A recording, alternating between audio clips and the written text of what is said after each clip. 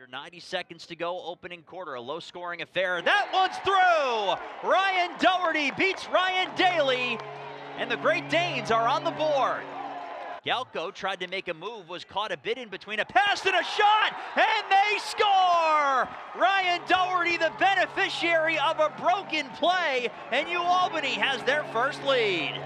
Now can Vermont apply some pressure in transition? Combs, a pass across, one more to the far side post, and a save made by Smith. Rebound up in the air, rescued away but taken right back for a chance by Toll, and another save by Smith. Here is Doherty, he'll fire one, and he put it high and wide. Given the scoring of the weekend, that's the guy you want taking shots if you're the Great Danes on their man up. He can snipe it, that's for sure. All the way up top, Palem fires, and he scores! Top cheddar for Jackson Palem, and a goal on the man up for the Great Danes. Called out quickly by the defenders of the Catamounts. Austin Oppenheim is 8 of 15 today, and Richmond scores! With 3 seconds remaining on the penalty to Walter Zhao, Richmond finds the back of the net on the man up. As the handoff pass did not connect with Doherty, he's able to track it down. Quick pass finds Doherty, who had it and then lost it. Doherty tracks it down, 25 seconds to shoot, a heave back up top. Palem fires, he scores! Jackson Palem's got another from up top, and it's 9-8. Richmond working his way around Lewis to his left, working on Combs. Oh. Twister score! Richmond delivers, and we're even at 9. Albany has an opportunity here. Doherty behind the back, score! What a move by Ryan Doherty, and it's a 2-goal Dane lead.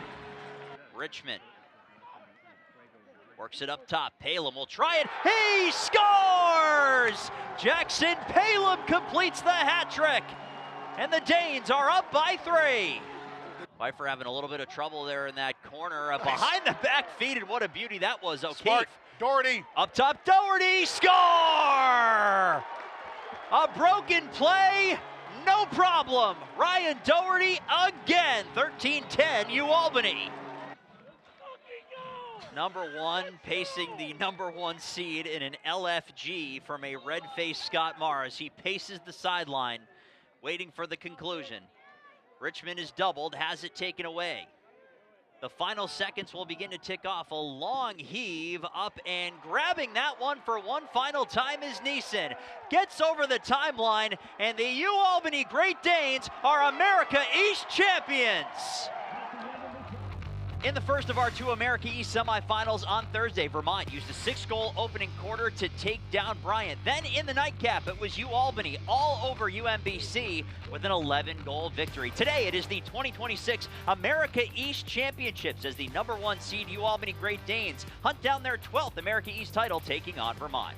And with that, we say hello up in the broadcast booth with the Hall of Famer, Mike Tesserero. I'm Dan Bahl. Thanks so much for joining us here today. And Mike, it is championship time as Albany takes on Vermont. Second season is here. The right to play in the NCAAs with the automatic qualifier should be a good one today. Here's how we got here. 3-seed Vermont over 2-seed Bryant in the early game on Thursday. Then it was Albany giving up their least amount of goals since 2018, a 14-3 victory over UMBC. Let's get to our Service Credit Union impact players, beginning with Vermont. 2 players that led the charge on offense. Freshman Zach Toll had 2 goals and 4 assists in the semifinal game, and Max Frateroli had 4 goals in the semi. Watch for these 2 players to hook up today for the Catamounts. Meanwhile, for Albany, 1 on the right, 1 on the left. It was Richmond and Doherty at it again. Doherty had 4 goals and Richmond had 3 assists. They've been a great Batman and Robin all season long. Going to be a great battle here today. Those are our Service Credit Union impact players. Service Credit Union, the official credit union of the America East. The America East Men's Lacrosse Championship is presented by Service Credit Union, the official credit union of the America East. Tomorrow, the America East Women's Lacrosse Championship will take place as Albany will take on, surprise, surprise, Vermont. It was the Great Danes by a goal over 3rd-seeded Bryant. 4 goals for Jaden Frink in the game, and the game-winning goal to Maya Carroll with 1 minute and 3 seconds left, sending the Danes to take on UVM. Now, they played a couple of weekends ago. It was Vermont winning the regular season finale by a few, but good luck nonetheless to Katie Thompson and the Great Danes bidding for their third America East championship in a 4-year span. It should be a lot of fun tomorrow afternoon, Mike, as the Great Danes go for America East royalty on both sides of the lacrosse worlds.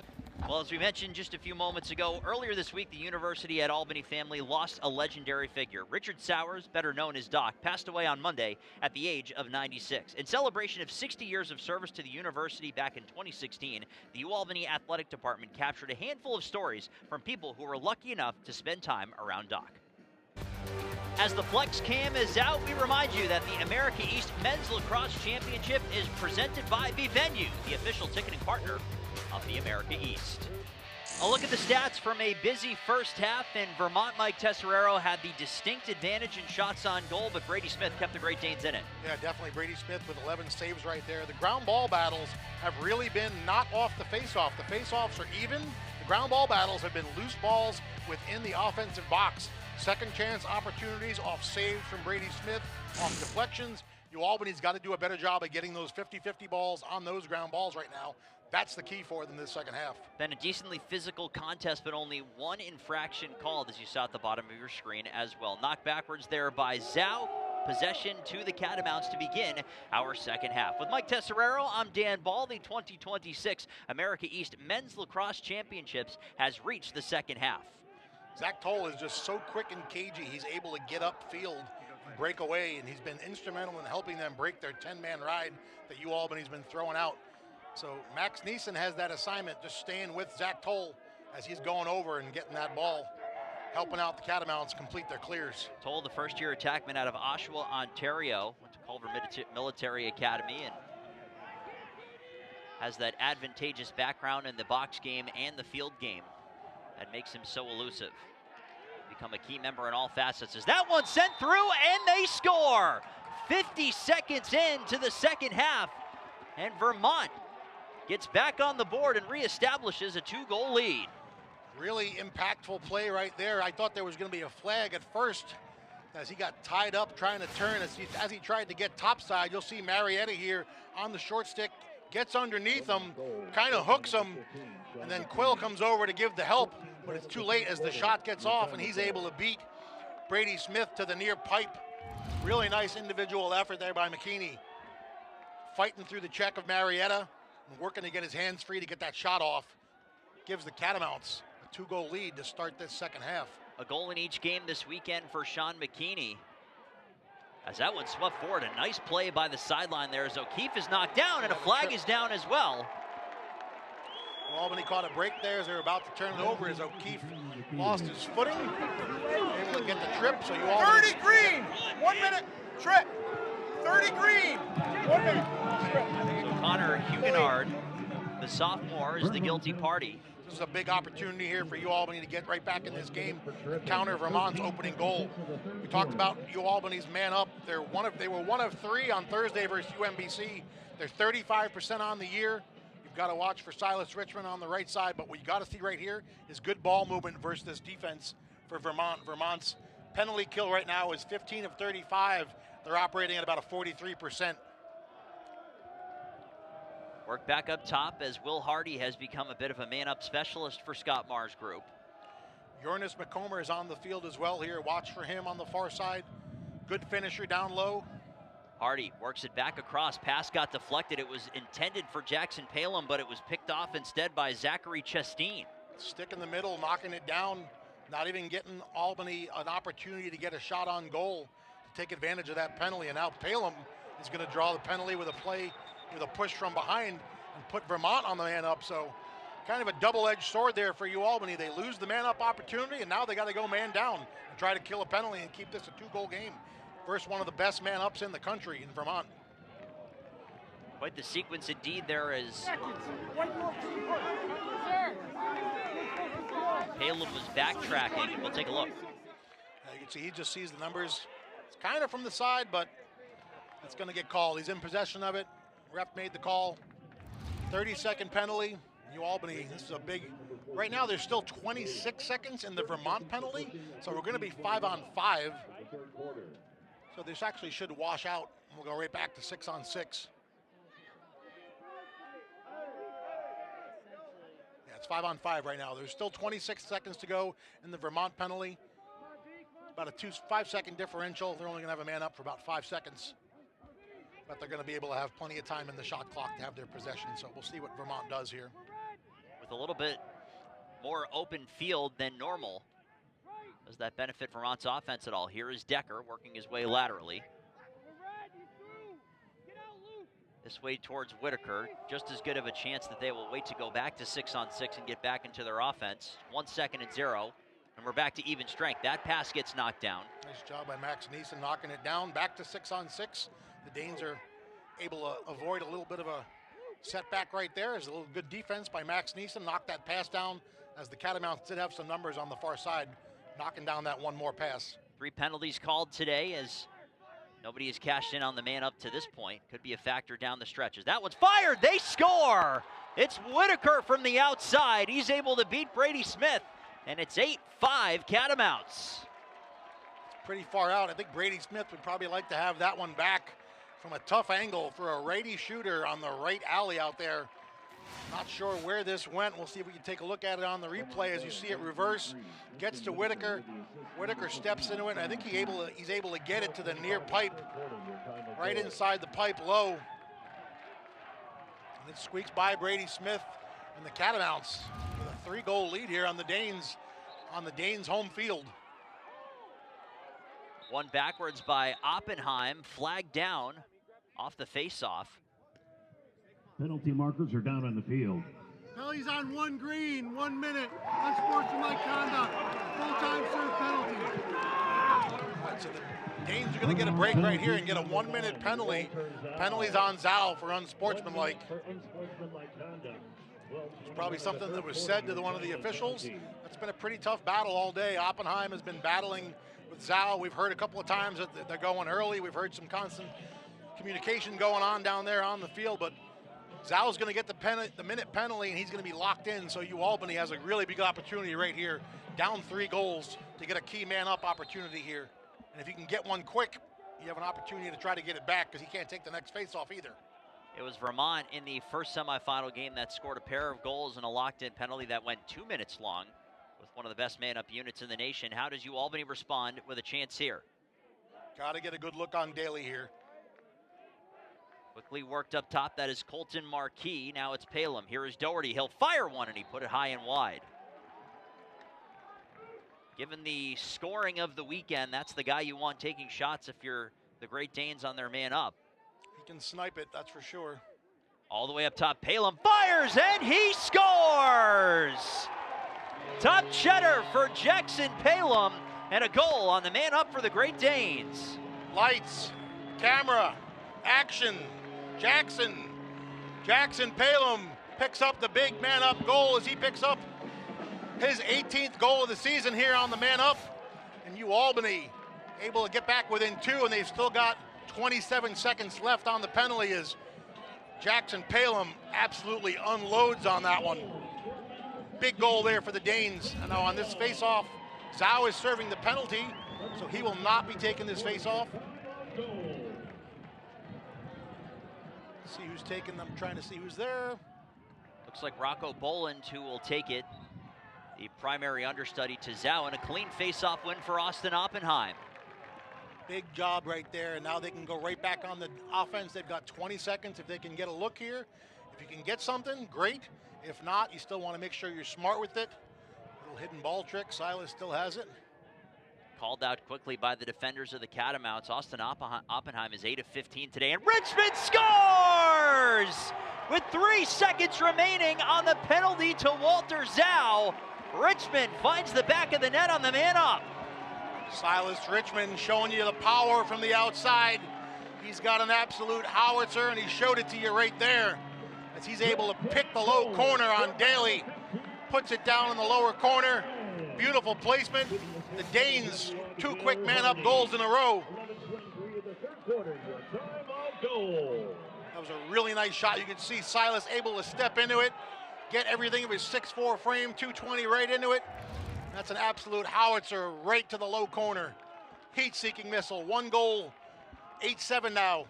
And because of the penalty, Walter Zhao is still in, so it's Oppenheim against Boland again. And Oppenheim will take it forward now, and he finds it. So a face-off victory for Austin Oppenheim. Wow, what a big moment in this game. Going back and looking at that penalty, that's going to be a big turning point in this game. Possibly, remember this penalty, that unsportsmanlike. So Zhou's penalty is now released. The teams are back on 6-on-6. Albany is looking to see if they can tie this game up here and get 3 goals in a row. 9th face-off victory for Oppenheim today. Albany's offense back onto the turf here in a 1-goal contest. And an eventful start to this second half. Reed fires, save made by Daly. Rebound picked up back behind the net by O'Keefe, and a fresh shot clock to work with. Got the reset here. Now you want to get a good shot again. You want to be smart.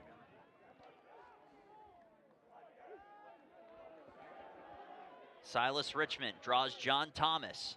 Richmond spins, surveying his options. Defensive switch, Flag. he's knocked to the turf, flag down. Richmond maintains possession. Worked far side post, the dodge there, no shooting attempt from Brendan O'Keefe. Good job by O'Keefe, not there. Still work this defense. You've got the flag down. Silas has a short stick mismatch right here. Richmond to his left. Carney opens himself up.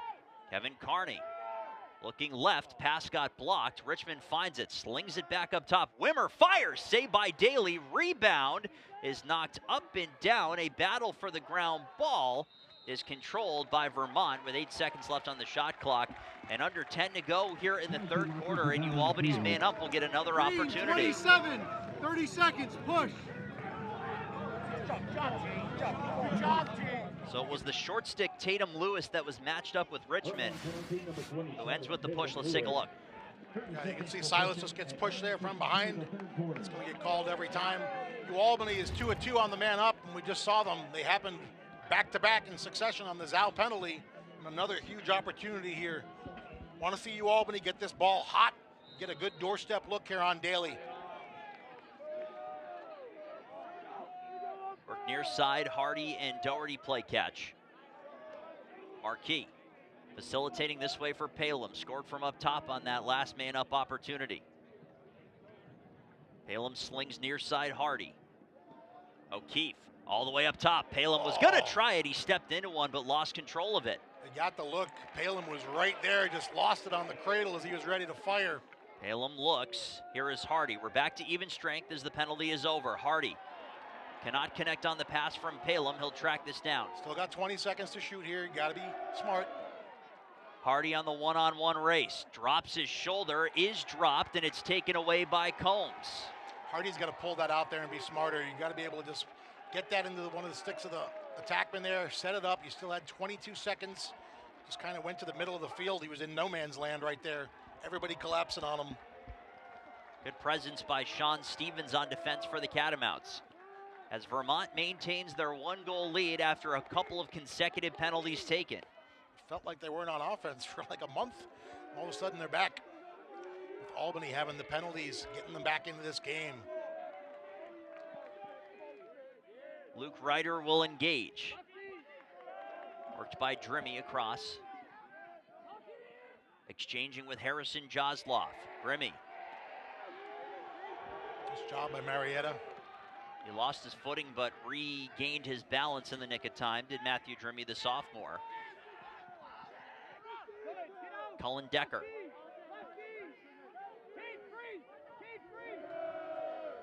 Dropping the shoulder there is Josloff. Near side pass towards Decker. Trying to turn the corner on his right. Shot clock now clicking towards 10. Pass off from Ryder. Up top, Decker. Surveying options with 3, with 2. Worked in front. Pass did not connect. Good And job. it's taken away there by Smith as the shot clock hit 0. Got numbers if you can get it up. Nice job by Albany's D, locking down there, creating the shot clock violation in a big defensive stand right there, keeping this a 1-goal game. Great Danes defense in 15 games, averaging 9.53 goals against, 143 in total. They need it the rest of this second half. They've got to lock it down like they did versus UMBC. Start playing that tough physical D that we saw on Thursday. Brady Smith up to 11 saves on the 19 shots that he has faced. Colton Marquis works it back up top for Richmond, who is setting the screen. Near side, Wally Sweeney. What can he do getting a taste of America East tournament play? O'Keefe surveys, Richmond far side, fires, and that one got disrupted a bit and it rolled high. Silas was able to get his hands free. He's going to take the inbound and start this with 24 seconds.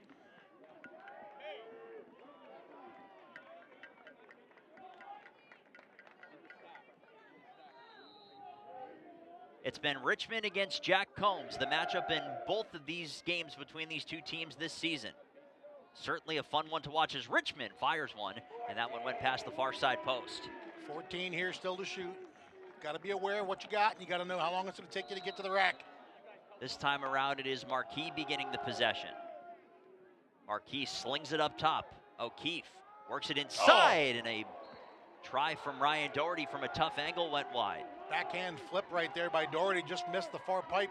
Silas is most likely going to dump this, not enough time to go. Works to the net, and it did not go. He was in the crease. Stepped on it, stepped on the line. Impressive effort by Silas with only 3 seconds. I didn't think he was going to be able to take that. I thought he was going to throw that to the corner. As we see the replay here, Silas is able to get underneath, steps in, hit the post anyway, but nice job there trying to get to the rack, but wasn't able to maintain his feet. There is simply no amount of time that could keep Silas Richmond from at least trying to create something, as you just saw there. Anything less than 3 might be a tall task, but regardless of that, Vermont will take it. Their defense successful, they're in the lead by 1.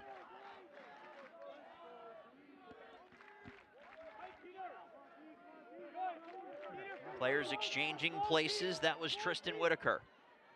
Whitaker towards Sean McKinney, who fires, and he scores! Smith went down and McKinney went high, and it's a 2-goal Vermont lead again.